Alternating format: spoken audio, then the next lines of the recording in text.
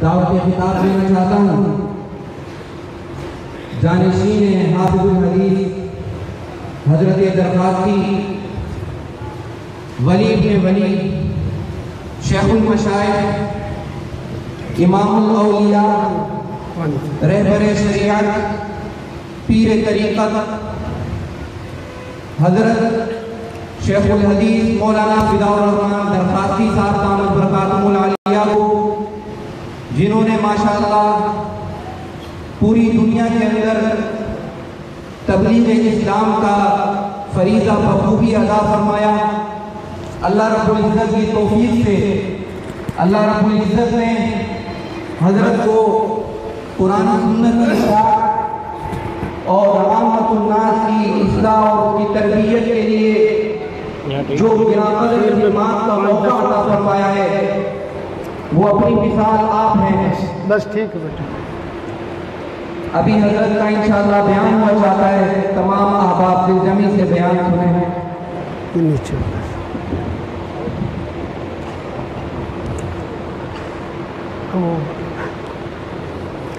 وہ اٹھانا، اچھا لگا بس ٹھیک ہے۔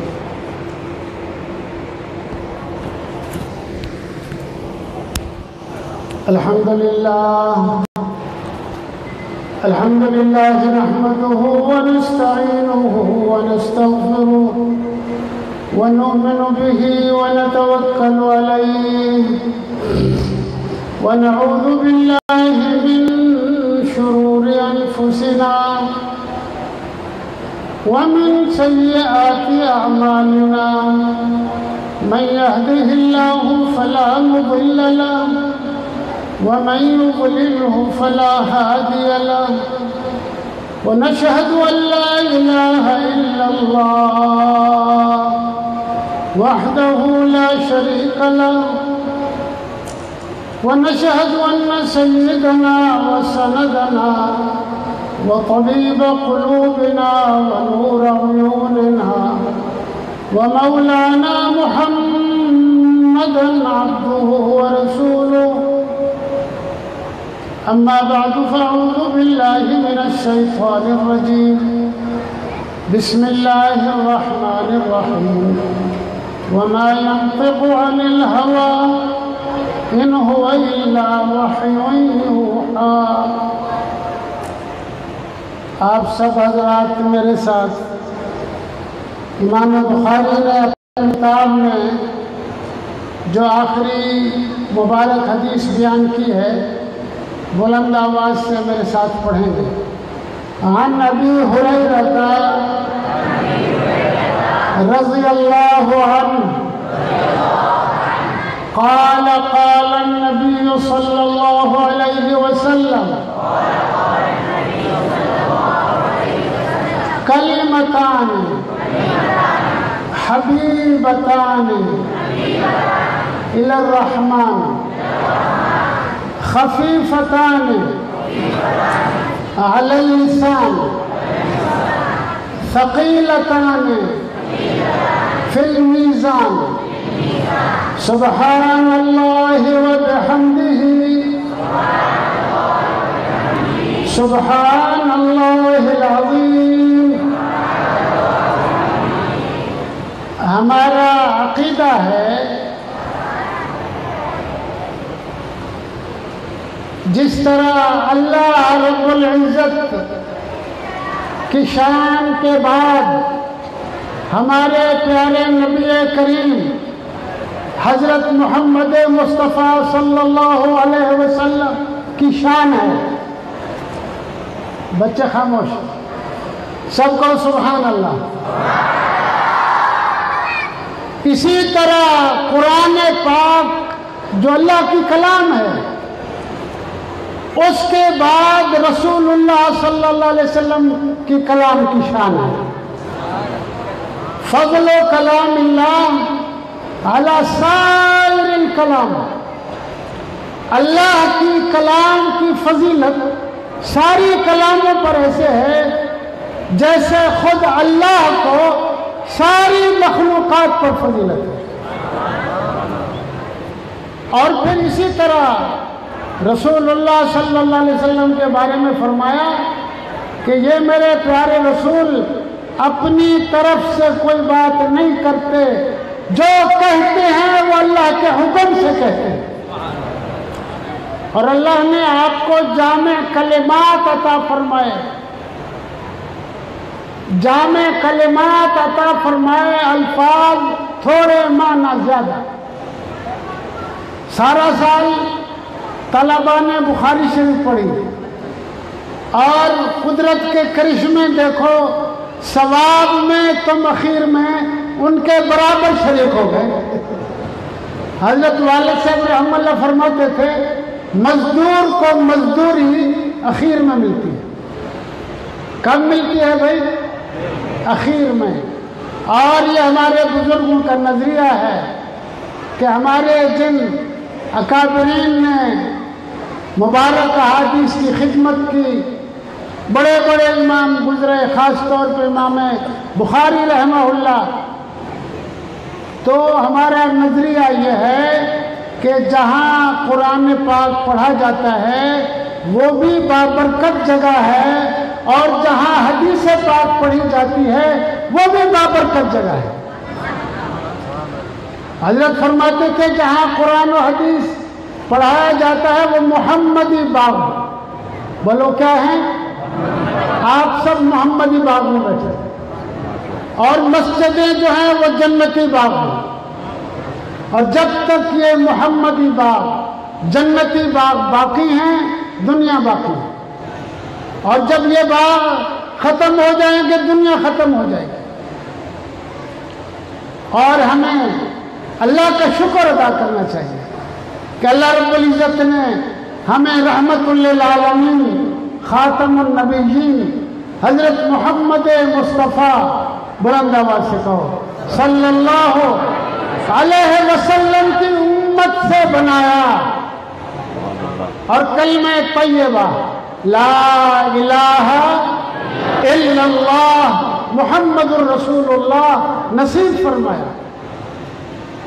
چونکہ اس مجلس میں بچے بھی ہیں، پڑھے لکھے بھی ہیں، ان پڑھ بھی ہیں، میں کوشش کروں گا ایسی بات کروں کہ بوڑھوں کو بھی سمجھ آ جائے، بچوں کو بھی سمجھ آ جائے۔ سبحان اللہ تو کہو نا۔ کنتم خیر امہ، اللہ رب العزت نے اس امت کی خود تعریف کی قرآن پاک میں کہ تم بہترین امت ہو۔ کون کہہ رہا ہے بھائی؟ اللہ کہہ رہے ہیں۔ اللہ ان سب بچوں کو، بڑوں کو کیا کہہ رہے ہیں؟ تم بہترین امت ہو، اخرجت للناس، لوگوں کے فائدے کے لیے ہم نے تمہیں بھیجا ہے، نیکی کا حکم کرو، برائی سے روکو۔ حضرت عائشہ رضی اللہ کا قول ہے حدیث پاک میں کہ خود رسول اللہ صلی اللہ علیہ وسلم نے فرمایا کنتم خیر امت کے بعد تفسیر میں کہ اے انتم تتمون 70 امتا، جو 70 بڑی امتیں گزری ہیں، فرمایا میری امت ان سب سے کامل اور اعلیٰ ہے۔ وَأَنْتُمْ خَيْرُهَا وَأَكْرَمُهَا عِنْدَ اللَّهِ، فرمایا میری امتیوں قیامت تک کے آنے والے ان سب امتوں سے تم بہتر ہو اور عزت والے ہو اللہ کے ہاں۔ تو یہ کتنا بڑا شرف ہے۔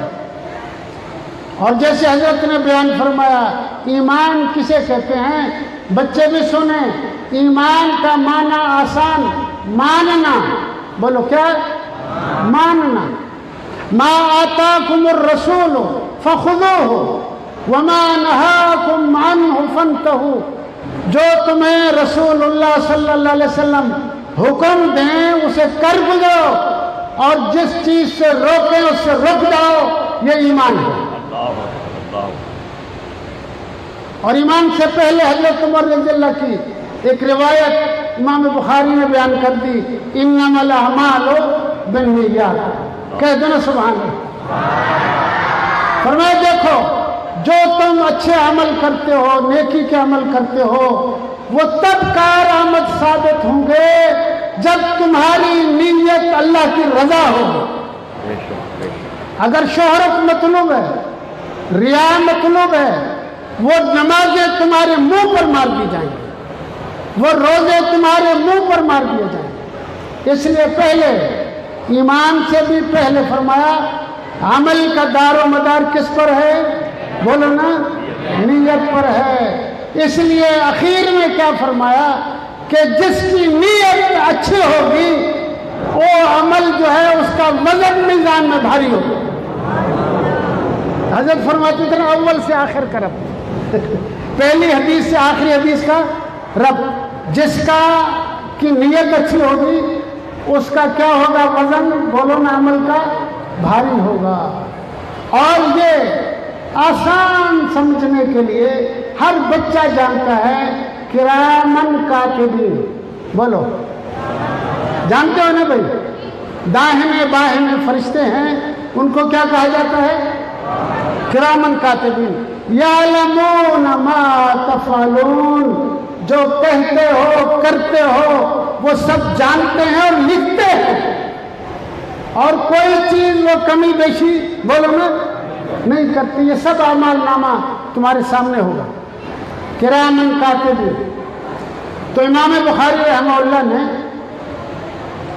جیسے حضرت نے فرمایا کہ تفسیر سے بھی قرآن پاک کی آیت سے وَنَضَعُ الْمَوَازِينَ الْقِسْطَ لِيَوْمِ الْقِيَامَةِ، فرمایا ہم قیامت کے دن انصاف کا ترازو رکھیں گے۔ کہہ دو سبحان اللہ۔ انصاف کا ترازو رکھنے والا کون؟ اللہ۔ اس کی نگرانی میں مختلف روایات ہیں، اور وہ ترازو کتنا بڑا ہے؟ حضرت داؤد علیہ السلام سے منقول ہے کہ انہوں نے جب میزان کو دیکھا کہ وہ 7 آسمانوں سے بھی بڑا ہے، جس میں وزن تلیں گے نا، میزان کتنا بڑا ہے بھائی؟ 7 آسمانوں سے بڑا ہے۔ تو وہ فرمانے لگے یا اللہ، ایسا کون سا انسان ہوگا جس کی نیکیاں اس ترازو کو بھر دے گی؟ یہ تو بہت بڑا ترازو ہے۔ تو اللہ نے فرمایا میرے پیارے داؤد، جب کوئی بندہ اخلاص سے، محبت سے، اگر میری رضا کے لیے ایک مرتبہ بھی سبحان اللہ کہتا ہے، میں یہ ترازو ثواب سے بھر دیتا ہوں۔ آج ہماری زبانوں پہ نہ معلوم سارا دن کیا ہوتا ہے۔ چھوڑو ان سب خرابیوں کو، ہر وقت کہو سبحان اللہ، الحمدللہ، لا الہ الا اللہ، اللہ اکبر، لا حول ولا قوت الا باللہ العلی العظیم۔ عمل کیسے تلیں گے؟ بعض کہتے ہیں کہ ورق کی شکل میں ہوں، جیسے حدیث پاک میں آتا ہے نا کہ ایک آدمی گناہگار جس کے 99 دفتر گناہوں کے ہوں گے، اور ہر دفتر اتنا بڑا جیسے زمین سے آسمان، وہ یقین کرے گا کہ میں تو جہنم میں جاؤں گا۔ اللہ فرمائیں گے دیکھو میں کسی پر ظلم نہیں کرتا، کہہ دو سبحان اللہ۔ فرشتوں سے کہیں گے تلاش کرو اس کی کوئی نیکی، اللہ اکبر۔ اللہ کتنا رحمان ہے، بولو نا۔ فرشتے تلاش کریں گے، ایک رکا لائیں گے، رکا، ایک کاغذ، وہ نیکی کے پلڑے میں رکھیں گے، وہ نیکی کا پلڑا بھاری ہو جائے گا اور 99 گناہوں کے دفتر ہلکے ہو جائیں گے۔ جب اس پرچے کو دیکھے گا اس میں لکھا ہوگا لا الہ الا اللہ محمد الرسول اللہ، یہ ہے وزن اعمال۔ اور بعض کہتے ہیں خود عمل کرنے والوں کو رکھا جائے گا، جو عمل کرتا ہے نا اس کو نیکی کے پلڑے میں رکھیں گے۔ حضرت عبداللہ بن مسعود رضی اللہ کھجور پر چڑھے ہیں، ان کی پنڈلیاں مبارک باریک تھی، پتلی تھی۔ صحابہ بعض ہنسنے لگے کہ دیکھو کیسی پنڈلیاں ہیں، اس کی کمزور پنڈلیاں ہیں۔ رسول اللہ صلی اللہ علیہ وسلم نے فرمایا اس کی کمزور پنڈلیوں کو نہ دیکھو، یہ کمزور پنڈلیاں میزان میں بہت بھاری ہیں۔ اور خود رسول اللہ صلی اللہ علیہ وسلم نے ایک خواب ارشاد فرمایا، کہہ دو نا سبحان اللہ۔ فرمایا میں نے دیکھا پوری دنیا کو، انسانوں کو، سب کو ایک پلڑے میں رکھا گیا اور مجھ اکیلے محمد الرسول اللہ کو ایک پلڑے میں رکھا گیا، میرا پلڑا بھاری ہو گیا۔ ارے بھائی بلند آواز سے سبحان اللہ۔ ہم اسی نبی کے امتی ہیں۔ حدیث پاک میں ہے آخرت میں بعض نبی رشک کریں گے، کہیں گے کاش ہم اس آخری نبی کے امتی ہوتے، اتنے بڑے بڑے درجے والے ہوں۔ اور اگلی بات فرمایا پھر ساری دنیا کو ایک ترازو میں رکھا گیا اور پھر میرے یار غار صدیق اکبر کو رکھا گیا، وہ بھی سب سے بھاری ہو گیا۔ پھر اس کے بعد ساری دنیا کو ایک پلڑے میں رکھا گیا اور میرے فاروق اعظم کو دوسرے پلڑے میں رکھا گیا، وہ بھی سب سے بھاری ہو گیا۔ کیا اللہ نے ہمیں نعمتیں دی؟ جیسے کسی نے کہا یوں تو قوموں اور قبیلوں کی رہنمائی کے لیے پیدر پہ بہت سے انبیاء آئے، لیکن سارے جہاں کا درد لے کر فقط حضرت محمد مصطفیٰ آئے۔ مومنوں کی زبان پر جب بھی ذکر تاجدار آئے، لازم ہے اس کے بعد ذکر چہار یار آئے۔ سبحان اللہ بلند آواز سے۔ مومنوں کی زبان پر جب بھی ذکر تاجدار آئے، لازم ہے اس کے بعد ذکر چہار یار آئے۔ ابو بکر و عمر و عثمان و حیدر باغباں جب ہو، کیوں نہ پھر باغ مصطفیٰ میں پھر بہار آئے۔ یہ ساری بہاریں ہمیں صحابہ کرام کے طفیل مل گئی۔ آج پوری دنیا میں بخاری شریف کا آخری درس ہو رہا ہے اور ہم کیا پڑھتے ہیں؟ عن نبی ہریرہ، بولو نا عن نبی ہریرہ رضی اللہ تعالی عنہ۔ یہ اسی باغ کا ایک پھول ہے، بولو اسی باغ کا۔ اور فرماتے تھے ہر گلیرا رنگ و بو دیگر است، میرے مصطفیٰ کے باغ کے جو پھول ہیں ان کی رنگت بھی مختلف ہے، خوشبو بھی مختلف ہے۔ کہیں دیکھو تو صدیق اکبر ہیں، کہیں دیکھو تو فاروق اعظم ہیں، کہیں دیکھو تو عثمان غنی ہیں، اور کہیں دیکھو تو علی المرتضیٰ ہیں، اور کہیں دیکھو تو حسن و حسین ہیں۔ حسین ابن علی سے یہ ہمیں فخر ہے کہ ہم نے رسول اللہ صلی اللہ علیہ وسلم کی ہر بات کو اپنایا ہے، اور جس چیز سے آپ نے منع کیا ہے اس سے ہم رکے ہیں۔ اس پر ہمیں اللہ کا شکر ادا کرنا چاہیے۔ اہل بیت بھی، صحابہ بھی، سب ہمارے سر کے تاج ہیں، بولو نا۔ ہماری آنکھوں کے نور ہیں، ہمارے دل کا سرور ہے۔ ان کے نقش قدم پر چلنا عین ایمان ہے، ان کی خلاف ورزی کرنا ایمان میں نقص ہے۔ تو یہ روایت کس نے بیان کیا؟ نبی ہریرہ، صحابہ میں حافظ الحدیث سے، کہہ دے سبحان اللہ۔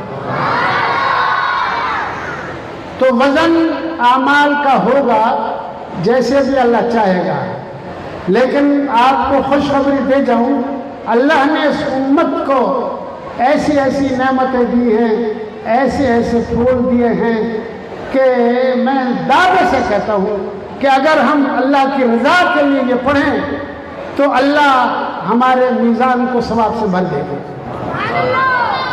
حضرت ابی ہریرہ رضی اللہ ارشاد فرماتے ہیں، اللہ اکبر، کیا محبت تھی حضور سے، کہہ دو نا سبحان اللہ۔ فرماتے ہیں کہ بہت سے صحابہ اپنے سبق پڑھنے کے بعد چلے جاتے تھے، میں اور کچھ اور صحابہ مسجد نبوی میں رہتے تھے، اور میری تو یہ عادت تھی کہ آپ کے دروازے مبارک کو دیکھتا رہتا تھا کہ کب کھلتا ہے۔ جیسے ہی وہ 14ویں کا چاند بھی کیا، سورج سراج منیر ظاہر ہوتا تھا، میں قدموں میں آ جاتا تھا اور سارا دن رات آپ کی مجلس میں بیٹھتا تھا۔ آپ جو قرآن و حدیث پڑھتے تھے میں یاد کرتا تھا، اور ایک ایک ہفتہ گزر جاتا تھا، بھوک کی وجہ سے بے ہوش ہو کر گر پڑتا تھا، لیکن مجھے شرم آتی تھی کہ میں اپنے پیارے نبی کی مجلس کو چھوڑ کر پیٹ کی خاطر باہر جاؤں۔